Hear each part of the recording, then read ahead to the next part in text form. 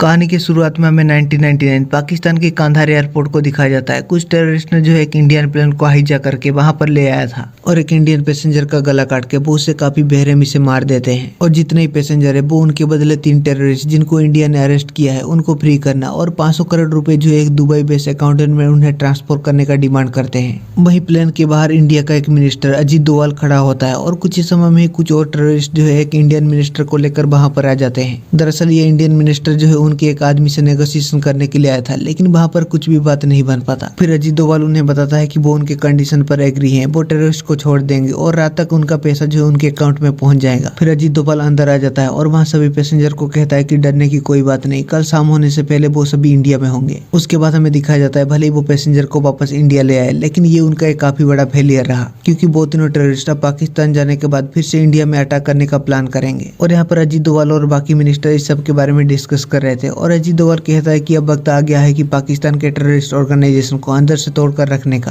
ताकि वो जब भी इंडिया पर अटैक करने के बारे में सोचे उनका रूह कांप जाए। और वो उस मिशन से जुड़े सारा जानकारी जो है उस मिनिस्टर को देता है। उसके बाद हमें दिखाया जाता है 2001 भारत के पार्लियामेंट में, जहाँ पर कुछ पाकिस्तानी टेररिस्ट बैरिकेड तोड़ के सीधा अंदर घुस आते हैं और वहाँ पर जो कोई भी मौजूद था वो उन पर अंधाधुंध गोलियां चलाते हैं। जब इंडियन फोर्स वहाँ पर पहुंच जाते हैं तो वो सुइसाइड अटैक कर देते हैं। कुछ समय बाद अजीत डोवाल वहाँ पर पहुंच जाता है और अपने लोगों को इस तरह से मरते हुए देख उसका दिल टूट जाता है। फिर वो मिनिस्टर अजीत डोवाल से उसके उस मिशन के बारे में बात करता है, जो कि काफी डिफिकल्ट है, क्योंकि पाकिस्तान को अंदर से तोड़ना और उसके घर में जाकर ये काफी मुश्किल होने वाला है, क्योंकि पाकिस्तान कुछ भी करता है तो उसके पीछे हमेशा यूएस खड़ा रहता है। फिर वो मिनिस्टर कहता है लेकिन एक प्लान जो पीएम को काफी ज्यादा पसंद आया और वो है धुरंधर, लेकिन वो काफी लॉन्ग टर्म प्लान है और इसके अलावा उनके पास कोई और रास्ता नहीं है। और वो मिनिस्टर कहता है तुम चिंता मत करो, मैं पीएम से धुरंधर को अप्रूव कराऊंगा। उसके बाद हम अमजद नाम के एक आदमी को देखते हैं जो कि अफगानिस्तान से पाकिस्तान में एंटर करता है। फिर वो कराची के लाहौरी में आ जाता है, जो कि कहा जाए तो एक तरह से मिनी पाकिस्तान है। और यहाँ पर वो एक दुकान में जूस पीता है। फिर वो उस आदमी से पूछता है क्या उसे कोई काम मिलेगा, लेकिन वो आदमी उसे साफ साफ मना कर देता है। फिर रात को अमजद वहीं एक जगह पर बैठा हुआ था, तभी यहाँ पर कुछ बदमाश गुंडे आ जाते हैं और वो उसे घेर लेते हैं और वो सीधा अपना हाथ जो है अमजद के पेट में डाल देते हैं और उसके यौन अंग को चेक करते हैं। फिर वो उसे परेशान करते हैं तो वो भी उन्हें मारने लगता है और ये सब आवाज सुनकर जो वो जूस वाला भी बाहर आ जाता है और अमजद उसे देखते ही वो बुरी तरह से पीटने लगता है और वो जूस वाला जो है ये सब देखकर वापस से अंदर चला जाता है। वो अमजद को बुरी तरह से पीटते हैं और वो उसके साथ लड़के लड़की वाला गंदे काम भी करने वाले थे, लेकिन तभी यहाँ पर एक पुलिस बहन आ जाता है और वो उसे देखकर वो सभी वहां से भाग जाते हैं। फिर अमजद वहीं एक जगह पर जख्मी की हालत में लेट जाता है। फिर सुबह को वो जूस वाला उसे उठाता है और कुछ खाने को देता है और वो उसे उसका नाम पूछता है तो वो अपना नाम अमजद बताता है और उस जूस वाले का नाम सलमान है। उसके बाद हम देखते हैं सलमान ने जो है अमजद को अपने दुकान में काम में रखा है और अमजद भी अच्छे से काम करता है। फिर हम देखते हैं ऐसे ही 1 साल बीत जाता है। उसके बाद अमजद उदास नजर आ रहा था। फिर हमें उसके बीते दिन दिखाए जाते हैं कैसे उसके घर वाले जो है टेररिस्ट का शिकार हुए थे। उसके बाद उसे जो है पैरा कमांडो में ट्रेनिंग मिला